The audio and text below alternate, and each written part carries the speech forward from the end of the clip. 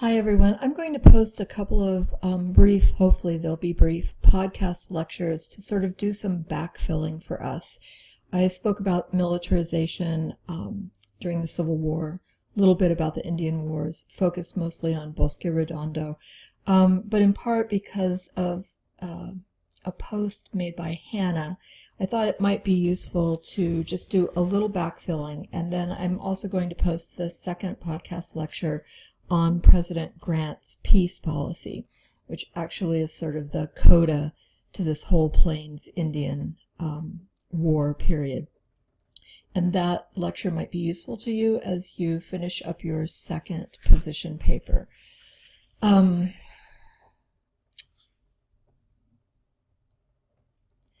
only have 10 weeks, and as I pointed out at the beginning of class in one of the first parts of the syllabus, we can't cover everything. So I made a decision to sort of leave out the Plains Wars to some extent for a couple of reasons. One, because I'm guessing that many of you are probably more familiar with that period of time and that part of history than some of the other things we've covered, and also in part sort of thinking back to Mahisawa's piece and thinking about her caution to not sort of celebrate that more military part of history. Certainly, I suppose there would be arguments against that, but it was just a choice that I made. But as we're moving forward, I do feel that maybe I've left some things out that should have been included. So we're having this little backfill lecture. So I'm going to try to concentrate an actually pretty complicated, really complicated history here. Let's go back to 1865, and as soon as the American Civil War is over, the U.S. government begins to resume a more focused implementation of the concentration policy or the reservation policy. And as a result of that, there are a set of Plains Wars that break out. One is centered around the Southern Cheyenne and Arapaho, and the other is centered around the Sioux to the north.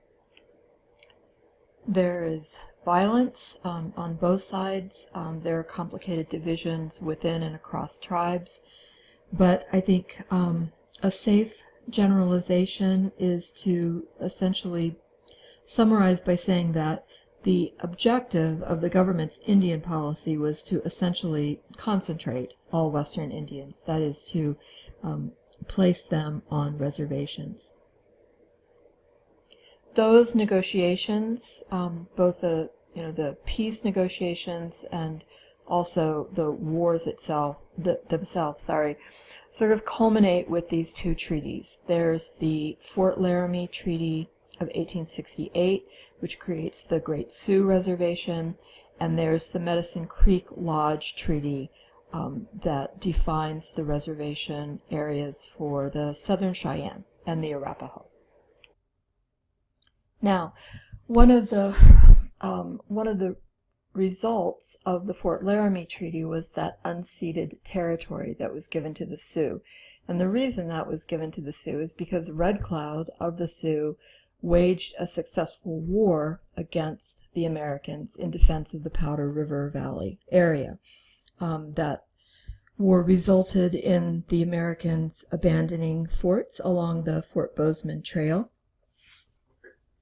And along with that, when the treaty was signed, the United States guaranteed the tribes the right to inhabit that Powder River country to the west of the Great Sioux Reservation.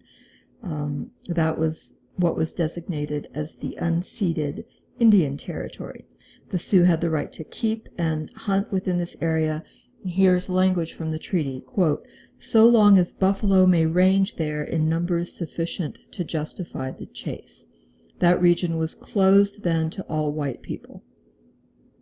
As far as residency was concerned, the Sioux could live either on the Great Sioux Reservation or in the unceded territory, or they could shuttle back and forth as they wished.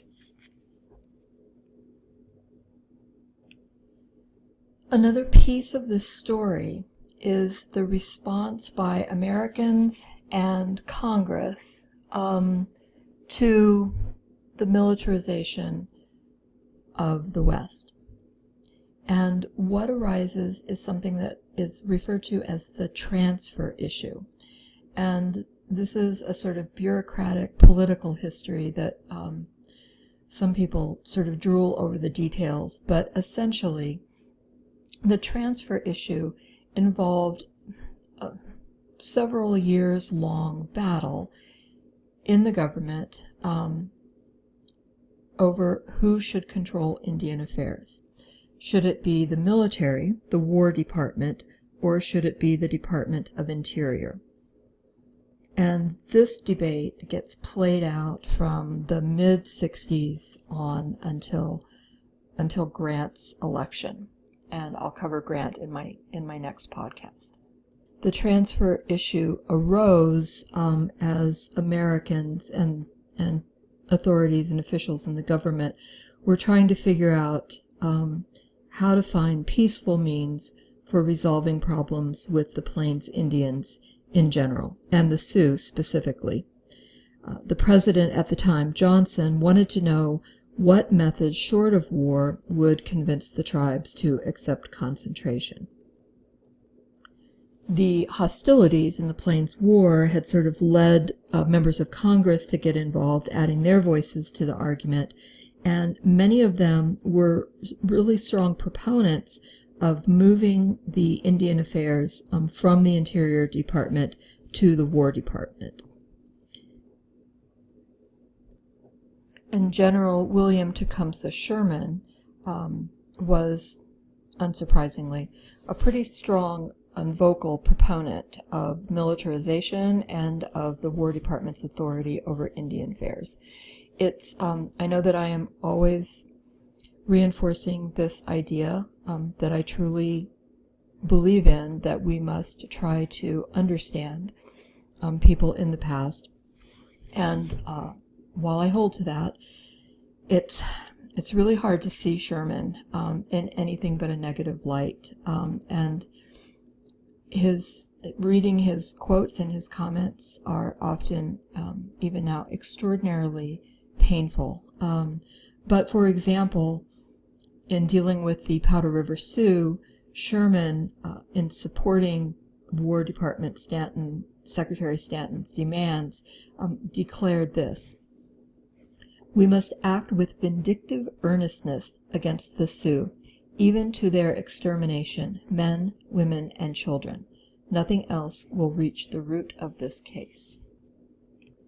But Sherman had his opponents, and in 1867 there was a report. It's called the Doolittle Report, and it was issued by Senator Doolittle's Joint Special Committee on the Condition of the Indian Tribes. So it was a long investigation, and they challenged many of Sherman's charges.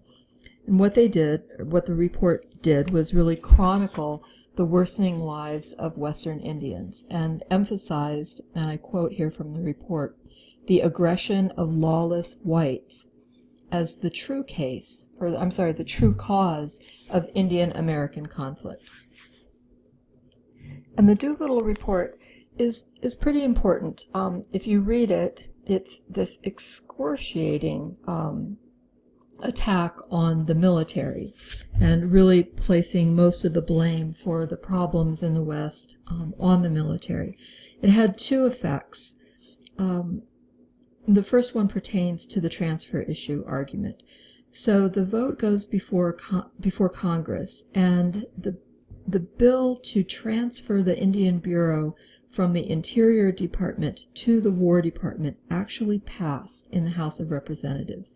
But in the Senate, the measure failed to pass because of the Doolittle Report. And here is Sherman's response, his disappointed response, when the transfer issue was decided in favor of the Interior Department. He wrote this to his brother.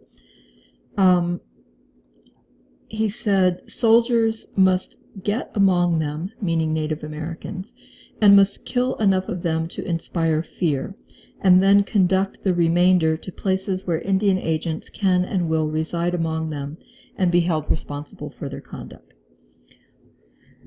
But the Doolittle report also had another effect, a long-term effect, and that was to really prick the conscience of people who were supportive of Native Americans, or at least concerned with their fate.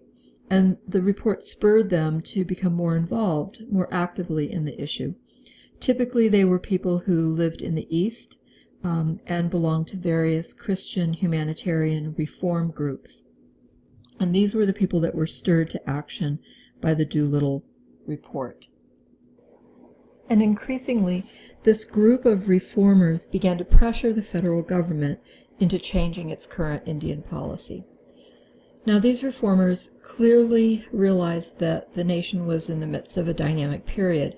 Without question, taking more and more land away from the Western Indians with little regard to the consequences for these people was a force driving the United States government and the American people as remorselessly as any other agent of progress in this era. And just as obviously, most Americans supported the rapid expansion of the nation. The reformers, as Americans of their time and place, also believed in progress and modernization, and they also believed that Native Americans, for their own sake and well-being, had to bow to modernity, if you will. And these men and women, throughout the remaining decades of the 19th century, would respond to what they saw as the plight of Native Americans. Repeatedly, they would protest specific injustices against Native peoples, but also, significantly, while they were vigorous and really passionately committed to opposing particular wrongs, they never disparaged or disagreed what they saw as the steady march forward of progress. And they maintained an unshakable conviction in the need for Native Americans to accept and adopt their vision of progress. In their minds, there was no question that Indians had to be treated better and more fairly. Yet virtually all of the reformers, deeply and demonstrably concerned with the fate of Native Americans, could never acknowledge sufficient merit in Native American people's traditional values and lifestyles to stop pressing for the eradication of that way of life. They were convinced that acculturation was the best method of turning Native Americans into their vision of useful members of a modernizing world. The fact that most Native Americans strongly disagreed with their well-intentioned paternalism failed to change their minds. Sherman continued his belligerent actions in places like Kansas. There had been the Sand Creek Massacre several years earlier. Then, as Roman knows, who was a Cheyenne, was leading some attacks on local white people in the areas north of Arkansas. There were some more atrocities where U.S. government troops were basically destroying villages and attacking and killing innocent Native people. Because of the reformers, there had been a sort of shift in mood on the part of Americans, and Washington officials were concerned, in part because of the appeals from reformers for a more temperate treatment of Indians. They were concerned about public outcry. So with a shifting of the national mood becoming sort of more sympathetic, at least in general, towards Native Americans, you have the report of what's called the Sully Commission. Okay, and so all of these events that I'm talking about are roughly 1866, 67 through 1868. The Sully Commission was an investigation into a string of flagrant violations of treaty guarantees by whites. as well as unwillingness on the part of the federal government and its agents to meet its treaty obligations to the Indians. The Sully Commission called for direct action by the United States to establish peace on equitable terms with the Plains Indians, particularly with Red Cloud and his Sioux, the Cheyennes, and other tribes. As a result of this shift and as a result of the Sully Commission, President Andrew Johnson appointed and created a peace commission. It was called the United States Indian Peace Commission. It was led by Nathaniel Taylor, who was Commissioner of Indian Affairs. He was also a Methodist minister, an attorney, and a friend of the president. There were both civilian officials and high-ranking Army officers rounding out the membership. So the membership included people who were advocates and Indian rights activists. There was a man who was a former abolitionist, but also people like General Harney and General Sherman were also on the commission. So when we look at the goals of the commission, on the one hand, they have this goal of sort of advocating, at least in their minds, for Native Americans, but they also have this goal of finalizing the concentration policy. Some of them wanted to do that peacefully and equitably, and some of them, like Sherman, had different views. If we look back on their goal, their mission, in their words, were the Indians can only be saved from extinction by consolidating them as rapidly as it can be peacefully done on larger reservations from which all whites except government employees shall be excluded. And here you see the irony and the tension, right?